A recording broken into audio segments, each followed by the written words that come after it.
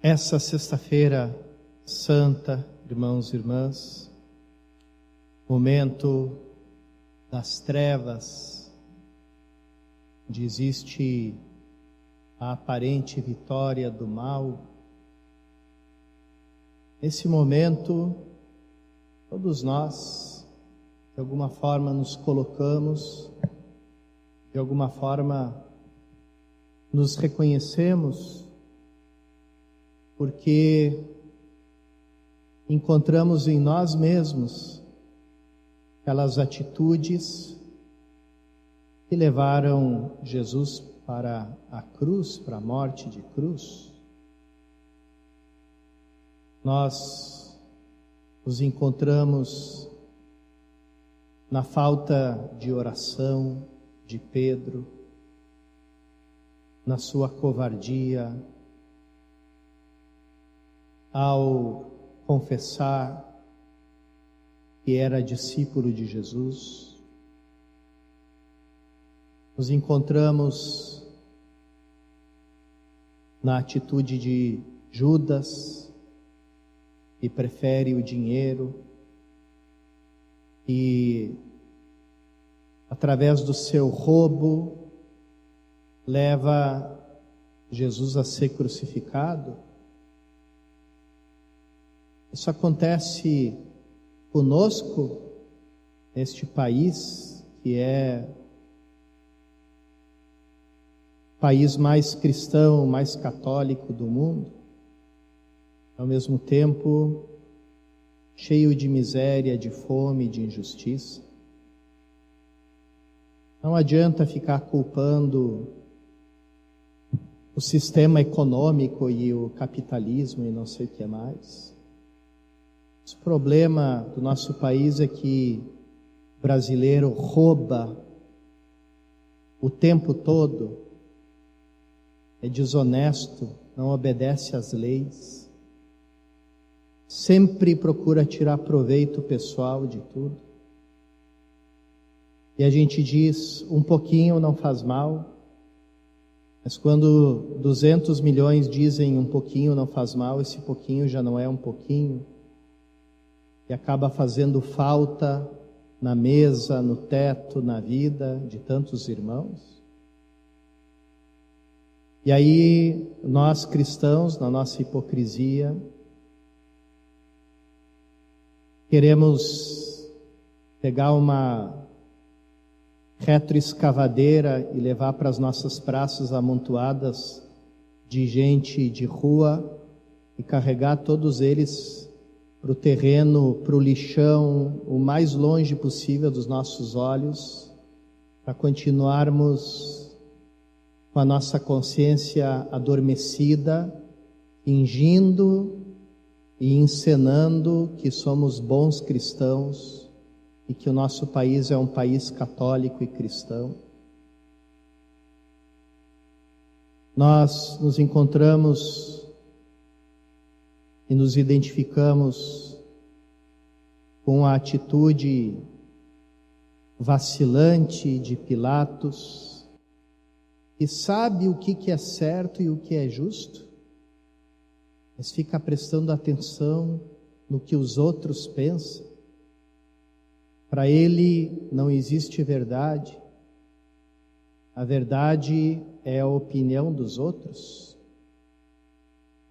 Quantas vezes nós, irmãos e irmãs, cristãos, católicos, nos curvamos diante das opiniões, das modas, das ideologias, dos discursos que querem se sobrepor à nossa vida cristã, aos nossos valores cristãos, e vacilamos diante deles. E aí a gente começa a escutar entre católicos, às vezes até entre gente que frequenta a missa, às vezes até na boca de catequistas, de pessoas que trabalham em pastoral, aquela frase, aquela ideia: a igreja está errada, a igreja tem que mudar, a igreja está muito ultrapassada. A igreja tem que se atualizar para ficar de acordo com as novas modas, com os novos valores. A igreja tem que mudar, tem que melhorar. Então, quantas vezes nós somos Pilatos?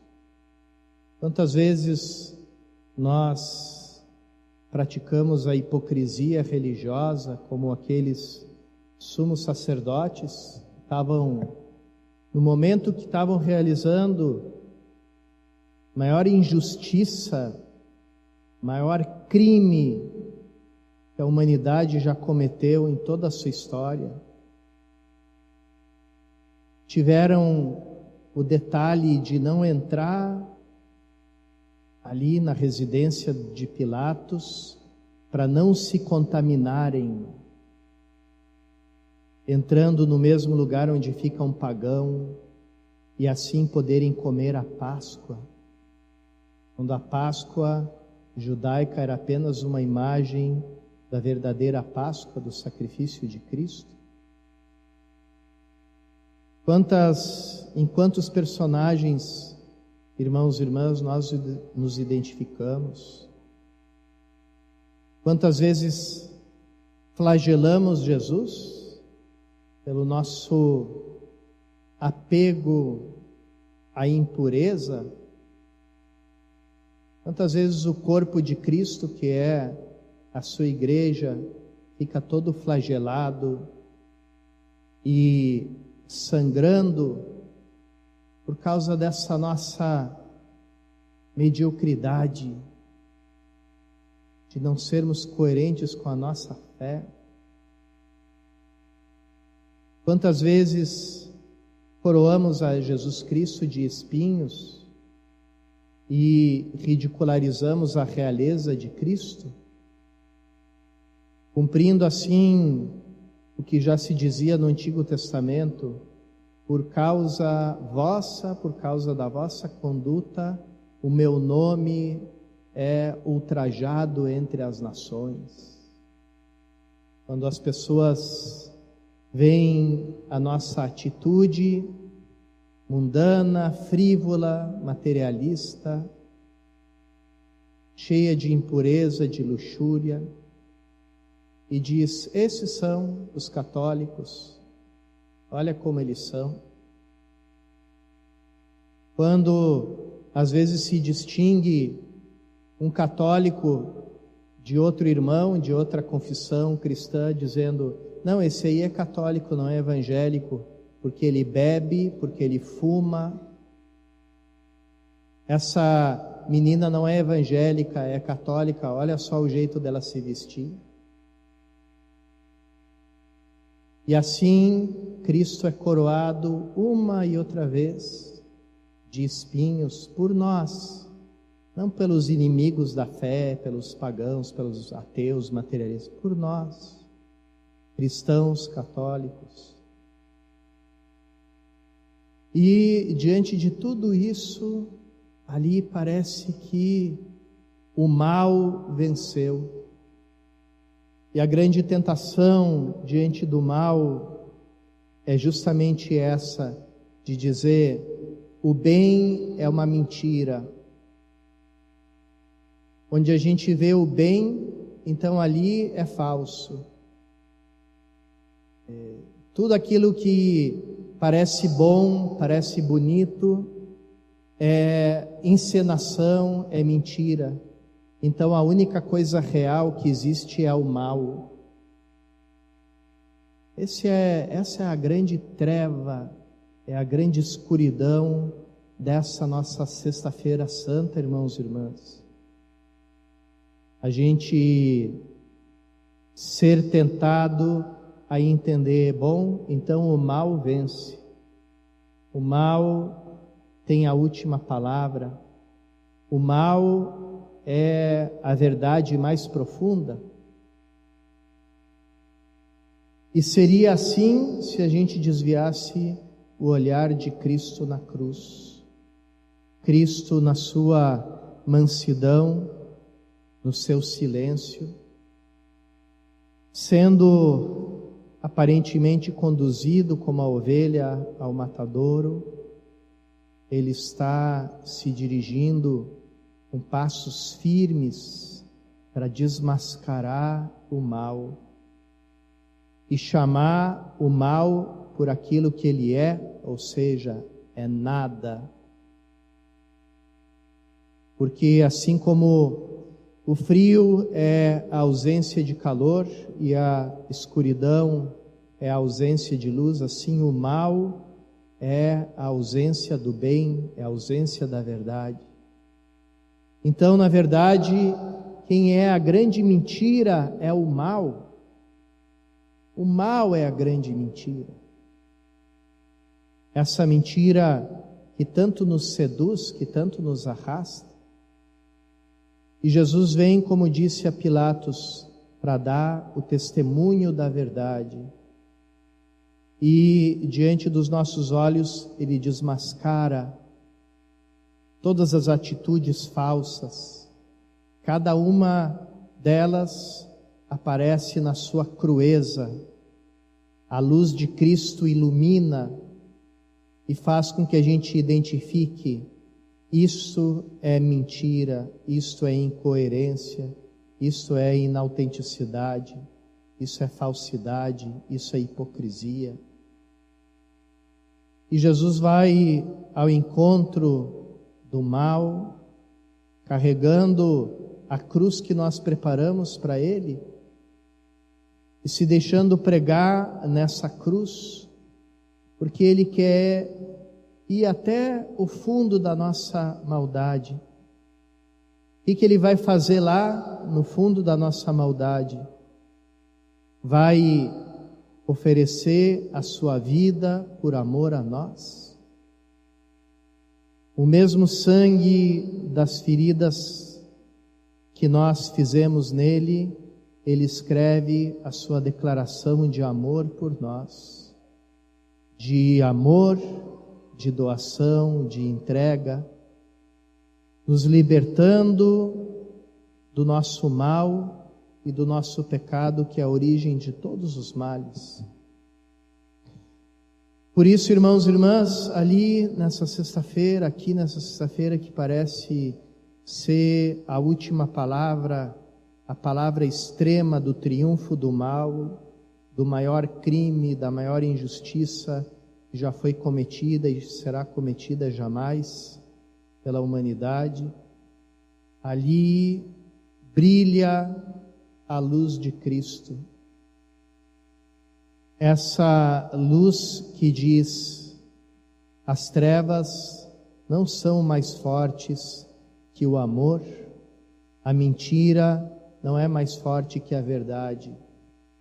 E a verdade suprema que vence tudo, que desmascara toda mentira, é essa verdade do amor extremo de Deus por nós. Esse amor que vai até a loucura da cruz, esse amor que vai até a loucura da Eucaristia.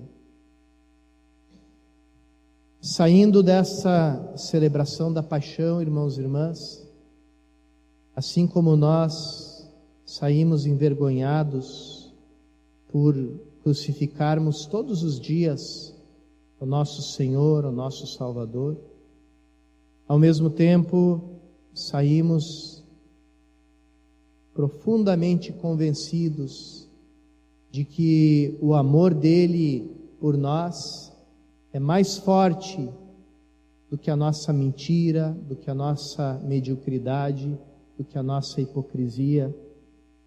E esse amor nos salva todos os dias.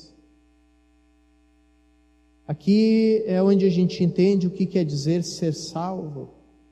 Nós não podemos nos salvar nós mesmos, porque com as nossas próprias forças a gente só pode produzir a aparência de bem.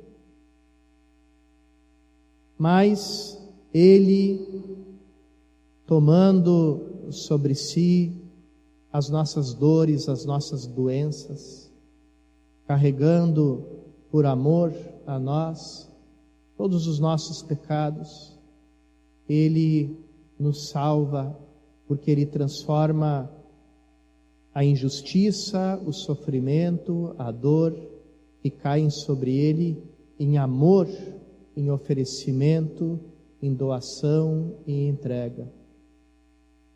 Continuamos contemplando, irmãos e irmãs, a Santa Cruz de Nosso Senhor Jesus Cristo. E aos pés dessa cruz, vamos pedir por nós, vamos pedir pelo mundo inteiro, vamos adorar ao nosso Senhor na cruz, vamos recebê-lo mais uma vez na Eucaristia. Hoje é o único dia em que não tem missa na igreja, apenas distribuição da Eucaristia. O dia em que os sacrários ficam de portas escancaradas, dizendo: Ele não está aqui. E recebendo a Jesus Cristo na comunhão, nos deixamos ser salvos por Ele, redimidos por Ele, purificados por Ele, de todos os nossos pecados, de todas as nossas faltas, para que a gente possa viver com Ele a vida nova, a vida do ressuscitado.